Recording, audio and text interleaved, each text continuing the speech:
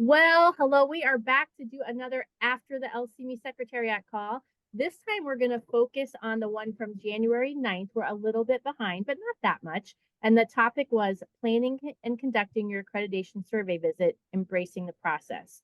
I think it's also highly appropriate that we are taping this on Valentine's Day. And so you can see the hearts. My colleagues clearly not as into Valentine's Day as I am. They're wearing black. Maybe that's appropriate for some of us for Valentine's Day, wearing black. I don't know. I'm wearing green and people can take that. Oh my gosh. I guess that is green, Pauline. All right. I don't want to be inappropriate, but you know. Right. No, yeah, a dark green can also be thought of as non-Valentine's Day as well. Well, but there's something with green M&Ms and people can just Google that. Oh, you've made a connection. Oh, yeah. I failed to make that connection. No, I was and we won't go with black. Why black? Thinking about like how the LCME and Valentine's Day, are there things that are alike with them? Like for example, right? I'm just gonna go like with love, you never know what's going to happen. And with the LCME, you never know exactly what's going to happen. You can anticipate and plan for something, and then something just comes out of the woodwork and it just rocks your whole world. There are some corollaries there with love, is what I think. Yes. Right? Yes. Like a crazy request from a survey visitor that wants to know the policy history, even though that's not a requirement in the LCME elements. Right? That just came out of the blue, right? Or like you send it to someone expecting a response and you don't get that response. I think there's a lot of similarities. I'm just saying, let's talk about ways that planning and conducting your accreditation visit. Let's talk real about that, but let's make some correlations to love and relationships as we do it in honor of Valentine's Day and the LCME. Because you can, again, plan for a lot of things in love, and it just doesn't work out that way. I'm just going to say, from my personal experience recently, not at all. That's not where I'm going. Okay. Like you can plan on having certain faculty show up and then they just forgot to block their calendars. They ghost you just like that. They ghost you or they make excuses. That never happens. Excuses. So many relationships. Right? Yep. So many parents. Or they haven't read the material, even though it's been given 5 different ways. Right? They haven't read your text, even though you've sent a request 5 different times. My goodness. That never happens. Ever. Never happens. LCME. All right. Let's focus now on.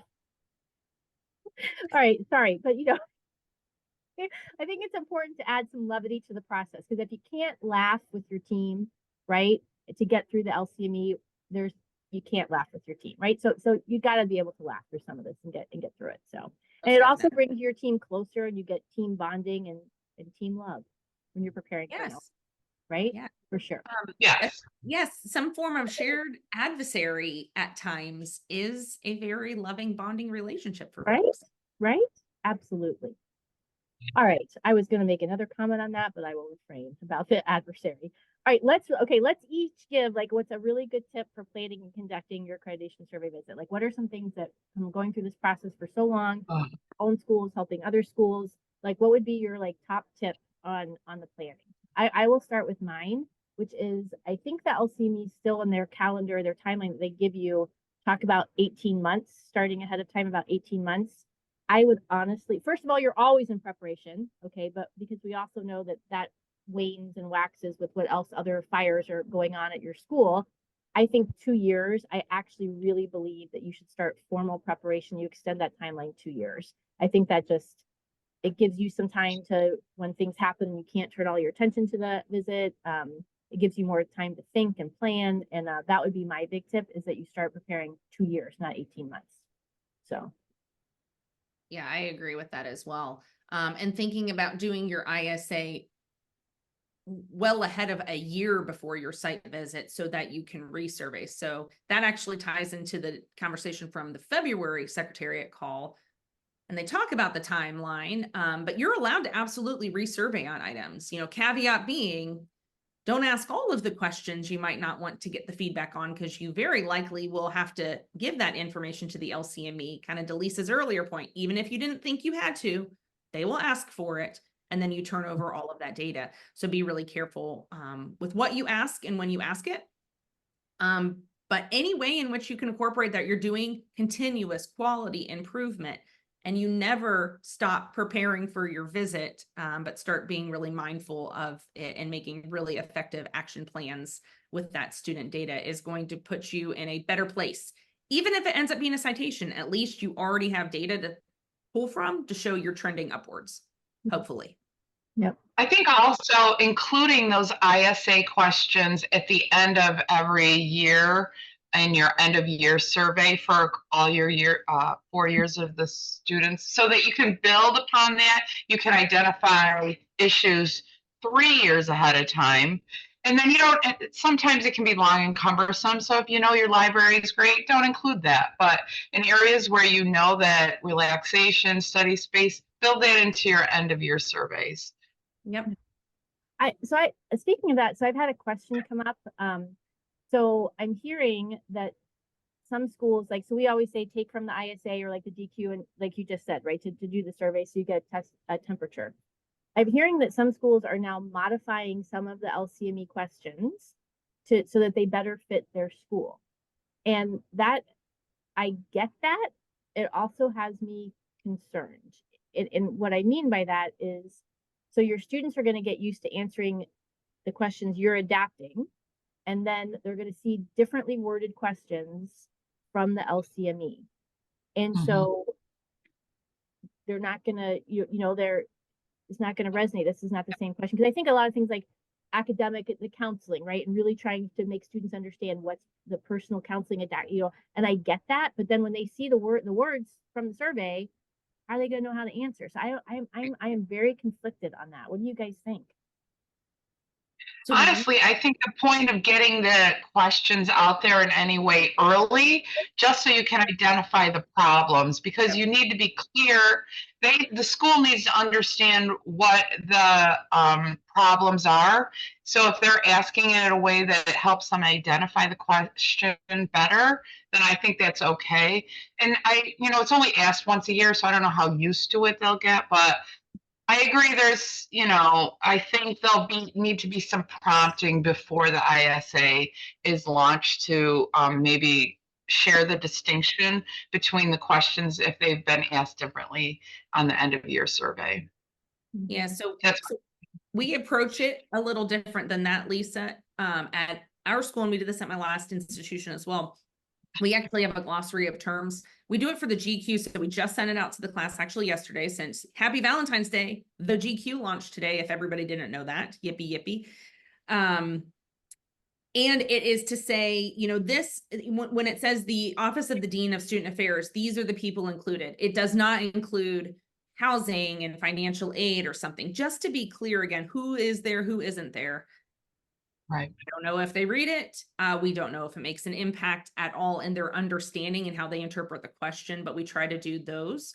For the ISA ones that we do, those questions that we do at the end of the year, we do like an IE in the actual question stem. So we use the actual verbatim ISA statement, but then we'd say like, IE, this would be yada, yada at our school, terminology we would use for a course. Sometimes there's those concerns that I've heard faculty say students don't know how to distinguish the basic science domains because they think those are course names and not content domains. So you can add some of those there, but we still try to do as best we can apples to apples comparison. Yep. And then if there's any confusion that we are inferring, then we consult back with the students, like after we get the data, and say, why did you respond this way? And it may be an educative opportunity for us to educate the students. Yeah. Yeah. I like that. Any other quick tips before we conclude this Valentine's Day edition of after the LCME Secretariat call? This sounds like a really terrible pitch for ourselves, and doesn't have to be us, but I really do suggest you hire somebody external to look at your documentation, to run prep sessions, mock visit. We all get way too close to the information because it's our school and we have like a visceral connection to it. And it is really, really, really helpful to have somebody from the outside just come in and see if you're in compliance or not, to give you feedback. You might not want to hear it, but it's a lot better to hear it from your peers that you hired as consultants versus the LCME who makes the decision on your accreditation status. Yeah, we definitely, you know, when I put on my Baylor hat, we definitely hired people from the outside to do the mock visit and to give feedback on the DCI 100%, like 100%.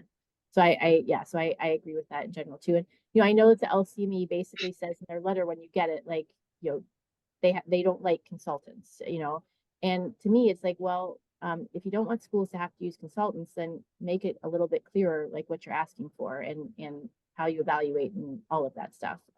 They basically have funded the consulting business, you know, yeah.